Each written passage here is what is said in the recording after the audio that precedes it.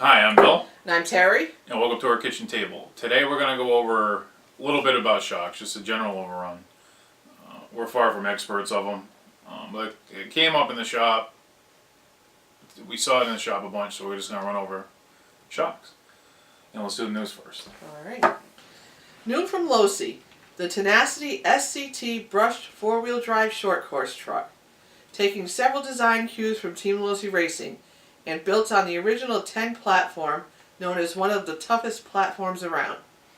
Coming soon from Team Associated, the 128 scale two-wheel drive RTR Jammin' J. Halsey 1985 IFMAR replica buggy. Also, the 128 scale two-wheel drive Fox Factory Edition micro short course truck RTR kit. Spectrum releases the DX5 rugged 5-channel surface system with unmatched innovation and durability that no off-roader, basher, or boater will want to be without. Okay, so we're just going to run over like what's inside a shock and some differences in them.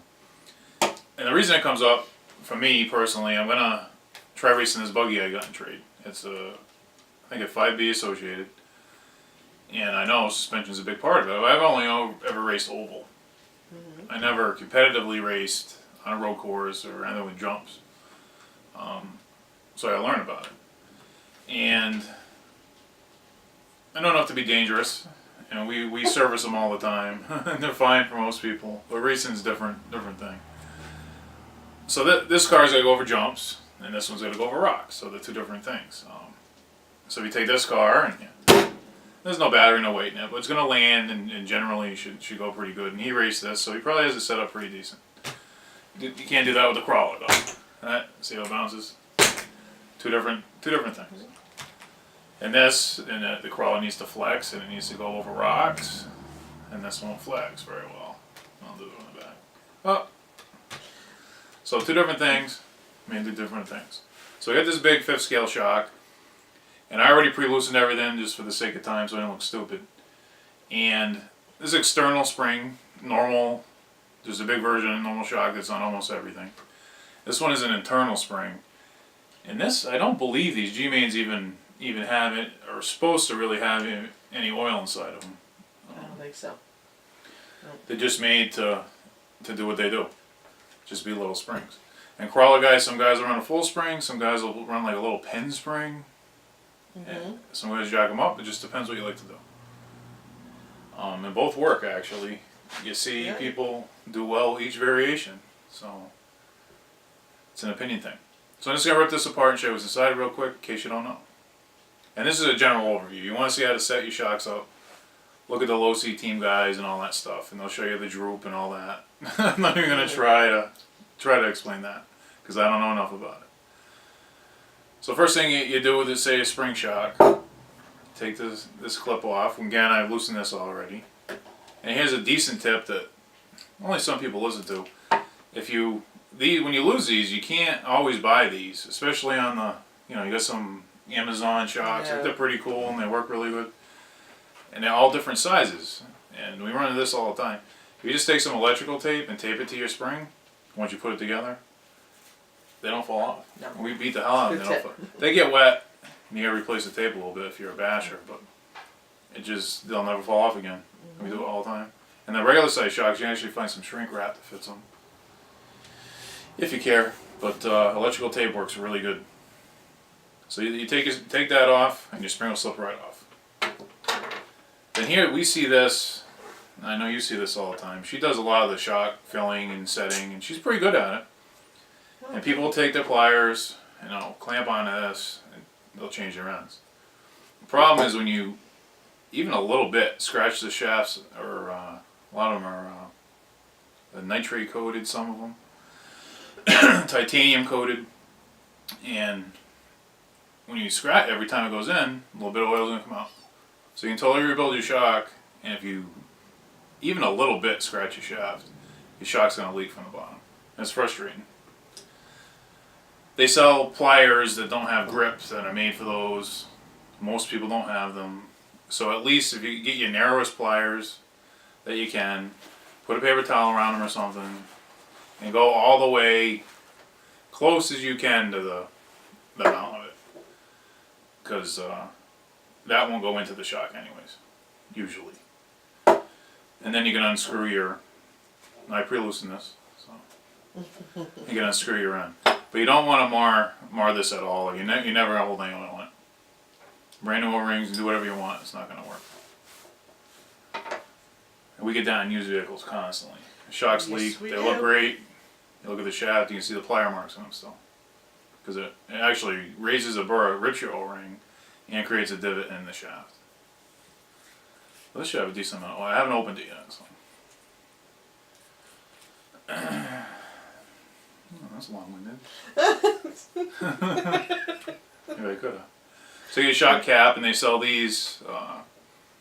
You'll have sometimes this is all metal body because it's a big truck, but you'll see a plastic body with a metal cap, and they actually work pretty good in the plastic shocks. If you Yeah. don't want to spend all the money on the aluminum body ones, get the metal or aluminum shock caps, and they actually work pretty decent. There's a little diaphragm on the top. Pull that out. Then you get a bunch. This one has a massive amount of oil. Look at all that oil in this thing. A full bottle. Yeah, it takes normal little size bottles, Yeah.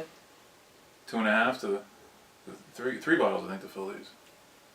Might be a bottle each. Yes. Now this is off a Basher truck, obviously.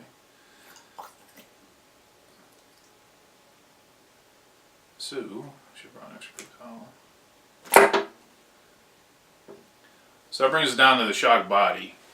And these bottoms come off too. I won't rip that all apart. It's just 2 O-rings in there, and this one. And the O-rings will wear, and then when your shocks start leaking, and you can actually, some have a center you can replace, and sometimes you have to replace this whole. But the rebuild kits for the Pro lines, I believe, come with this new plastic piece. Because you'll see your shock shafts start to bend like that. And they'll just wiggle when they're leaking. Because they're worn out. And this one's pretty tight still. So that's just the body of your shock. And when you rebuild them, you put the O-rings in here. And you can just see them in there. You just fish them out and put them in. And put them in gently with a little bit of grease. And your shock shouldn't leak long as this plastic isn't all worn. And you didn't mar up your shock shaft. That's what I really want to explain here. Because this makes a big difference. I've toyed around with them just for fun too. And this is I guess they call this the piston or the damper itself. And you probably can't see it on the camera. But there's this one has like, this one's got almost a dozen holes. And normally they got 2 to 3 holes in them. And all it does is push the oil. And you can buy these all different. And you'll notice if you buy the good shocks, they come with different. They got the different sets. Yep. They actually come with different dampers or pistons in them.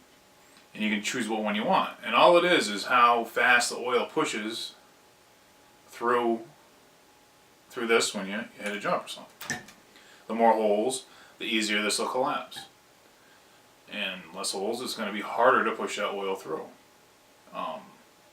In shock oil, the weight of your oil is a big difference. Yes. The higher the number, the thicker the oil. And you can get some that's like tar. And your car is just, And how do you know if you need to change it? If you're at a skate park and you're way in the air, there's not much that's going to just work and land. But if your car is going down, hitting and bouncing back up, and it's bouncing back up because your chassis is hitting, you could probably try some thicker shock oil. Because the problem with a lot of people like to just wrench these down so they're tight, and it has too much rebound that way. You'll notice when you're jumping it, get on the other side of where you're landing, and you can see if the frame's hitting, or if it's doing this, not even hitting, and your shocks are pushing your back end back up. It's very hard to control when you land and it goes like that, especially in race conditions. So what you can tune is your piston. What you can really change in the shock is how many holes you get in your piston and your shock oil. And there's not a lot of other things you can change. And what? What about the springs? lighter, heavier springs. No. Yep, and springs play a big part of it. All this does is absorb the shock of it, and they actually make 2-stage springs that are half and half, so you can adjust them really fine, and it'll collapse. The Traxxas ones you'll actually notice are further apart and they get skinnier. It's like a 2-stage spring, so they'll collapse easier and then get harder, and then try. And you have to just play with them. The best thing to do is see what the other guys do that works. Because this can add up fast. You start buying some Proline shocks and springs and everything, you can spend a lot of money real quick. As far as crawlers, a lot of guys don't even run shock oil in them. This one doesn't have any oil in it. No. That's an internal spring and it's not supposed to. And then some guys run 30 weight oil. 30 sells pretty good, and that's what they run, and that's what they like. Yeah. So it's all what you like to do. But that's what's inside your shock. And the big tip is do not mar this. And just give it a chance. Drive it a little bit before you change stuff. Because you might notice, and you can tell, just have someone else drive your car too, because you want to see how it comes off the jumps. And I was actually watching a bunch of people last time I went to the track to see how their cars work. Yeah. And to see how they land and see what they're doing. And I've been watching some, how to get the droop when droop is just where you're, I guess they call it droop. How far your shocks get, because when you put them together, like Terry will tell you, if you put your shock way up here, right, put the cap on, it'll actually suck back to Right. to there. If you fill it in your shafts like that, it's going to go to there, right? Mm-hmm. And it actually makes a big difference in how your car handles. Yeah, springs, that's a good point. And there's a plethora of springs. I mean, you can buy all kinds of variations of them. How much difference do they make? I don't have enough experience. But at least for bashing, if you're bottoming out in your frame, you can try tightening these a little bit. But then once your car starts bouncing and your truck starts bouncing back up, you gotta switch to your shock oil, probably heavier shock oil. It really makes a huge difference in the driving experience. It makes it a lot more fun when your car lands or your truck lands. You can just take off. Now when you fill them back up, I'll tell you this, because this is what made me, I saw it this weekend, so it made me think of it. It makes sense you fill the whole shock up, and you don't though. Because some of them don't have diaphragms on them. No. They just have like an O-ring in here. Yep. So when you fill your shock back up, say you put new, change your damn, whatever, you put new O-rings in it, you just want to change your oil. You fill it up, what's your best way to say it? Maybe the way to say it? To about there? Oh yeah, I leave The it width down. of this though, Oh yeah. right? Yep. If you have diaphragm in yours, you only want to go to the bottom of the diaphragm. Right. And you kind of want to test that before you put them all back together too much. Because if you fill this right to the top, your shock's going to go to here and I don't want to go anymore. And you're like, I just filled it up. And you got to get all the air out of it too. Mm-hmm. That's very important. And you'll see when you're doing them. So you put your shock on, right? Say you want this one to come all the way out. Fill it up with oil. When I fill it up, I run. You run this up and down. Yep. And then you decide when to put the cap on it. So say you want this one all the way out. And another big mistake is over tightening the shock caps themselves. You really don't need to put pliers around it. And you just your hands are all when you work on them, so get a paper towel, clean them, hold it good, and just tighten it up like that. Because you'll squish that. O-rings even worse. You can squish those O-rings like nothing. This is pretty forgiving. It's got a big diaphragm on it. So put these on loose. And that's what's inside your shock.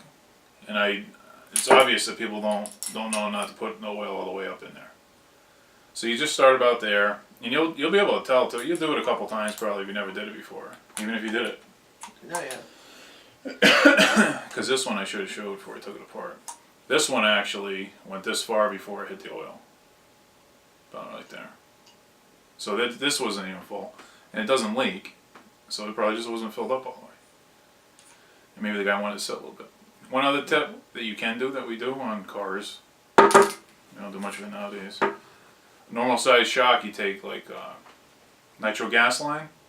If you want your ride height to be lower, you just put some gas line on here, and however long you want it, and it's going to take up the slack of how far this can come back out.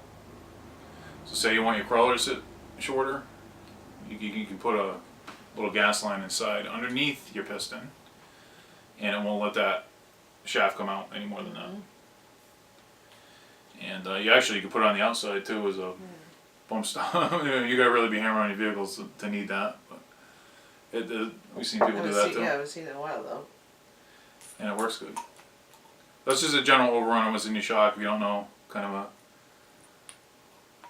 What else you gotta talk about it? Oh, they have piggyback ones. Be careful of this because we've had some very expensive shocks come through the shop that we work on. Because people bring them in for service and stuff. You change your shock oil, you rebuild their shock. Shocks are always part of servicing. And they have piggybacks, they call it. They got that reservoir on the side. We didn't bring any home. Yeah. Many of them, and expensive ones too, are solid. That's just a cast piece to make it look like it does something. Yeah. It's a, total waste of money if you're Yeah. gonna pay for piggybacks. And the fluid goes in a good piggybacks. The fluid goes in and out of those too. So you get more cushion, I guess. Yeah. And I don't see them in races much though. No. So, but I mean, look them up if you're gonna buy them. They look cool. Just people probably commented on it if you search for them. And I don't even remember the brands, but they were expensive shocks. Yeah. And they were dummy shocks. They didn't do nothing. That's it. So that's what's inside your shock. And if you want to get your ride height and see how the pros do it, go watch their movies because I don't. Far from an expert on it. That it? I think so. You think so? Alright. So we'll see you at the racetrack then. Maybe you'll be competing against me. Oh boy. Hopefully it lands good. Yeah. That's a big part of racing, landing and cornering too. And you got a good corner. That's another problem. Alright. Yeah. That's in Alright. next week we're gonna go over what we saw. We hold competitions at the shop. We got a bunch under our belt. We've seen rock crawling competitions. We've seen a couple hundred trucks go through, and consistently the same issues come up. So we're gonna write them down and go over just what we see as judges, not as people who run them, Right. but what challenges trucks have, and some are just very simple to fix. Don't even cost you nothing.